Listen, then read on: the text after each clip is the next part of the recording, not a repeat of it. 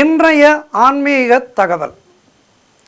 நம்முடைய வாழ்க்கையிலே நமக்கு நடக்கின்ற எல்லாமே முற்பிறவியை அந்த கர்மாக்களை ஒட்டியே நமக்கு பல விஷயங்கள் நடக்கின்றது.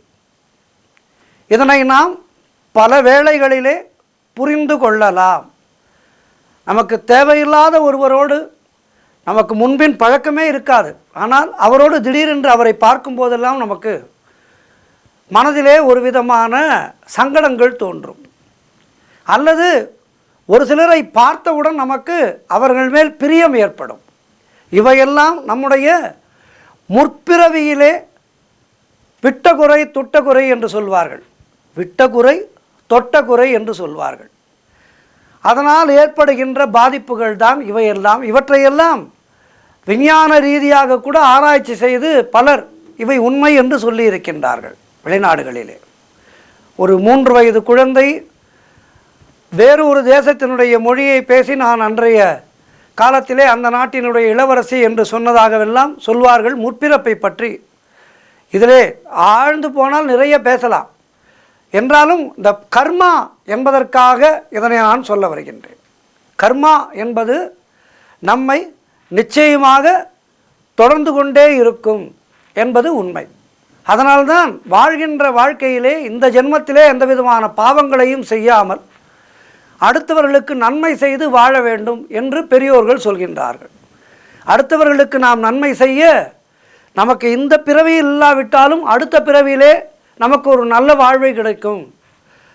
ஏழையாக இருந்தாலும் அடுத்தவர்களுக்கு உதவி செய்தால் அடுத்த பிறவியிலே நமக்கு நல்ல ஒரு வசதியான வாழ்க்கை கிடைக்கும், கஷ்டமில்லாமல் இருப்போம் என்றெல்லாம் பெரியோர்கள் நமக்கு சொல்லி வைத்திருக்கின்றார்கள். இந்த பாவங்களையெல்லாம் போக்குவதற்கு என்ன செய்ய வேண்டும்?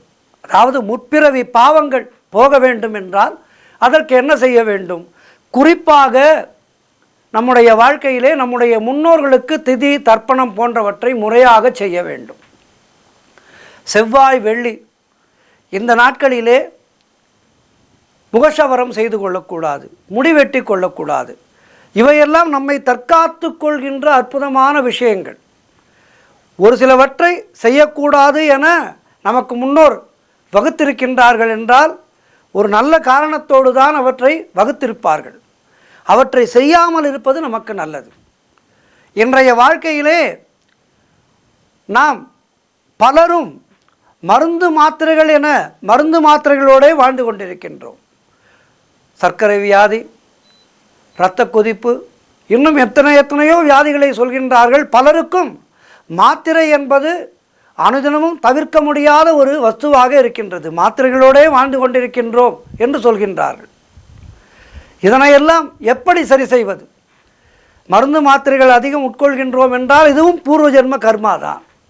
இவற்றையெல்லாம் எப்படி சரி செய்து கொள்வது? ஒரு சிறிய கதை. ஒரு நாள் பகவானிடம் ஒருவர் சென்றார். பகவானிடம் சொல்கின்றார், இப்போதைய இந்த வாழ்க்கையிலே நான் டெராமைசின், செப்டோமைசின், எரித்ரோமைசின், சோப்ரோமைசின் என மாத்திரைகளோடே வாழ்ந்து கொண்டிருக்கின்றேனே, இதற்கு என்ன காரணம் என கேட்கின்றார். அதற்கு கடவுள் சிரித்து கொண்டே சொன்னாராம், உனக்கு புரியவில்லையா? இவையெல்லாம் உன்னுடைய முற்பிறவியினுடைய சின் என்றாராம். அதாவது முற்பிறவியினுடைய பாவங்கள், அவைதான் உன்னை இப்படி தொடர்கின்றது என்று சொன்னாராம். ஆகவே நம்முடைய முற்பிறவியினுடைய கர்மாக்கள் நம்மை தொடருகின்றது. இந்த ஜென்மத்திலே பாவம் செய்யாமல் நல்லபடியாக வாழ்ந்தோம் என்றால் அடுத்த ஜென்மா என்பது நமக்கு நல்ல ஒரு ஜென்மாவாக கிடைக்கும் என்பதிலே ஐயமில்லை. ஆகவே பாவம் செய்யாமல் பிறருக்கு துன்பம் எந்த விதத்திலும் நினைக்காமல் செய்யாமல் நாம் வாழ வேண்டும்.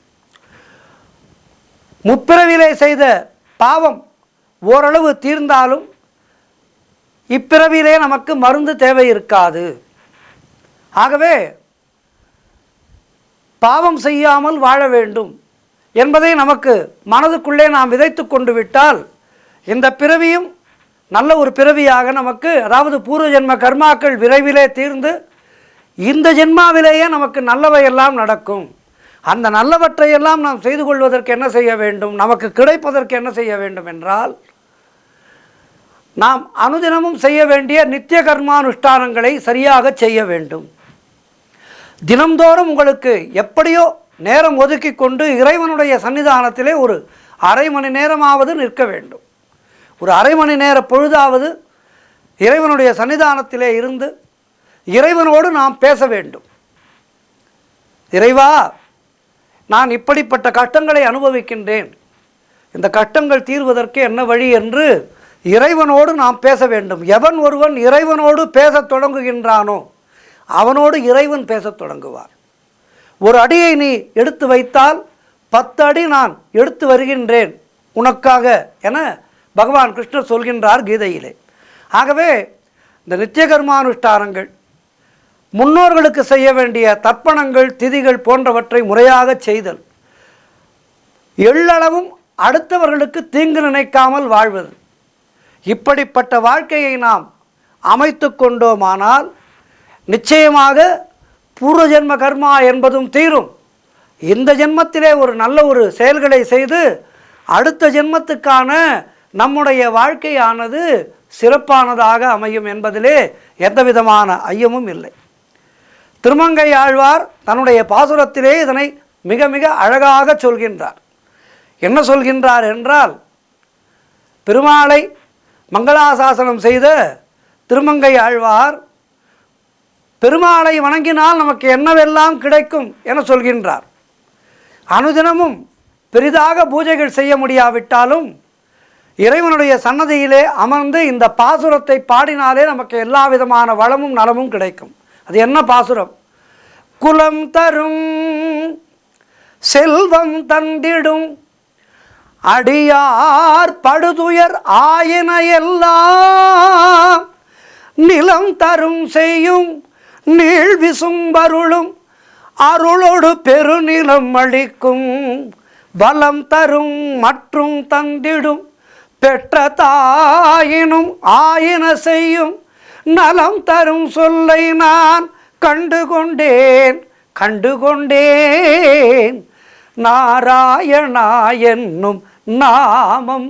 இந்த நாராயணா என்கின்ற நாமத்தை சொன்னினால், அனுதினமும் நாம் சொன்னால் உயர்ந்த மேன்மை தரும் குலம், அதாவது நல்ல உயர்ந்த குலம் கிடைக்கும். துயர்களையெல்லாம் துடைக்கும் நிலம் தரும், பகவானுடைய அருளை நமக்கு பெற்று தரும். சொர்க்கம் வீடு பேறு தரும், பலன் தரும், தாயினும் மிஞ்சிய அன்பு தரும். அதாவது பெற்ற தாய்தான் நம்மை வாஞ்சையோடு காப்பவள். அந்த தாயை காட்டிலும் அளப்பரிய ஒரு அன்பை நமக்கு பகவான் கொடுப்பார் என்று திருமங்கையாழ்வார் சொல்கின்றார். ஆகவே இப்படிப்பட்ட சிறப்பான சொல்லை, நாராயணா என்கின்ற நாமத்தை அனுதினமும் ஓதி வாழ்க்கையிலே எல்லா விதமான வளமும் நலமும் பெற்று வாழ்வாங்கு வாழ்வோம். திருமங்கையாழ்வாருடைய 10 பாடல்களிலே ஒரு பாடல்தான் இந்த பாடல். இந்த பாடலை பாடினாலே நமக்கு எல்லா விதமான வளமும் நலமும் கிடைக்கும். சேமமே வேண்டி தீவினை பெருக்கி தெரிவைமார் உருவமே மருவி ஊமனார் கண்ட கனவிலும் பழுது ஆய் ஒழிந்தன கழிந்த அந்நாட்கள். அதாவது நன்மையே பெற வேண்டும் என்று எண்ணி அதனை பெற நல்வினை செய்யாமல் தீவினையே செய்து பெண்களின் அழகையே நாடி கழித்த நாட்கள் ஊமை கண்ட கனவினைப் போல் வீணாயின என பாடுகின்றார். ஆகவே இப்படிப்பட்ட அற்புதமான பாசுரங்களை எல்லாம் பாடி அனுதினமும் பெருமாளை தொழுதால் நமக்கு எல்லா விதமான வளமும் நலமும் கிடைக்கும். நடப்பதெல்லாம் நாராயணன் செயல் என எண்ணி வாழ்ந்தோமானால் இப்பிறவி மட்டுமல்ல, வருகின்ற 7 பிறப்புகளும் நல்ல பிறப்பாக அமையும் என்பதிலே ஐயமில்லை. நமோ நாராயணா, நமோ வெங்கடேசா, நமோ வாசுதேவா. நன்றி, வணக்கம்.